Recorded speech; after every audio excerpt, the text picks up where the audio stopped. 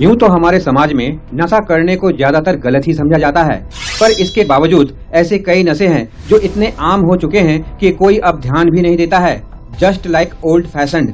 जबकि सबसे ज्यादा लोग इन नशों के कारण ही हॉस्पिटल में आखिरी दिन बिता रहे हैं। अगर एकदम नीचे से शुरुआत करें तो खैनी, सुर्ती या तंबाकू, जिसे चूने के साथ रगड़कर नशा करते हैं। उसके बाद गुटखा, बीड़ी, पान तथा सिगरेट। जानकारी के लिए बता दूं कि गुटखा और सिगरेट का नशा करने वालों के दो लेवल्स हैं।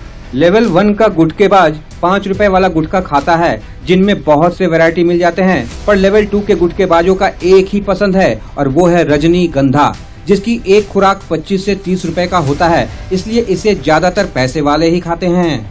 सिगरेट का भी लगभग सेम ही स्टोरी है। लेवल 1 का स्मोकर 10 रुपए वाली सिगरेट पीता है और लेवल 2 वाला 20 से 30 रुपए वाली। पर दोनों ही लेवल्स में कई वैरायटी होने के बावजूद स्मोकर्स सबसे ज्यादा गोल्ड फ्लैग को ही लाइक करते हैं। कुछ बहुत ज्यादा महंगे ब्रांड भी हैं, पर उनके स्मोकर्स ना के बराबर हैं। ये सारे वो नशे हैं जिसने भारत में सबसे ज्यादा कैंसर के मरीज दिए हैं, पर ये इतने आम हो चुके हैं कि किसी को फर्क नहीं पड़ता।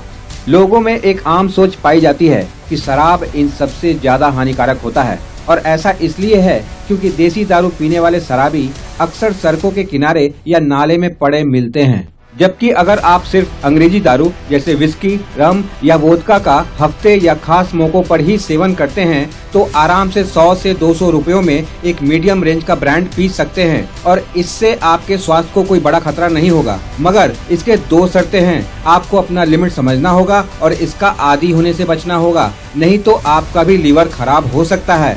यहाँ तक तो ठीक है, पर अगर इस लेवल के ऊपर कोई गया है तो जितना जल्दी संभव हो उसे नशा मुक्ति केंद्र भेजो, नहीं तो उसकी मौत निश्चित है। और ये है वो नशे जैसे बोनफिक्स या डेनराइट सूंघना, चरस, कोकेन, मॉर्फिन, हशीश और हीरोइन या चिट्टा का सेवन करना।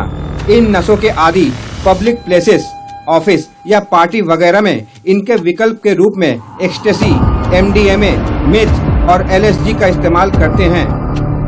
मैंने हर कैटेगरी के नशे के बारे में बताया, पर मैं जानता हूं कि आप सोच रहे होंगे कि मैंने कैनबिस और वीड का जिक्र तक नहीं किया। इसका कारण ये है कि इसे जरूरत से ज्यादा बदनाम किया जा चुका है, जबकि कैंसर के मरीजों में सिगरेट के मुकाबले इसका योगदान 5% से भी कम है।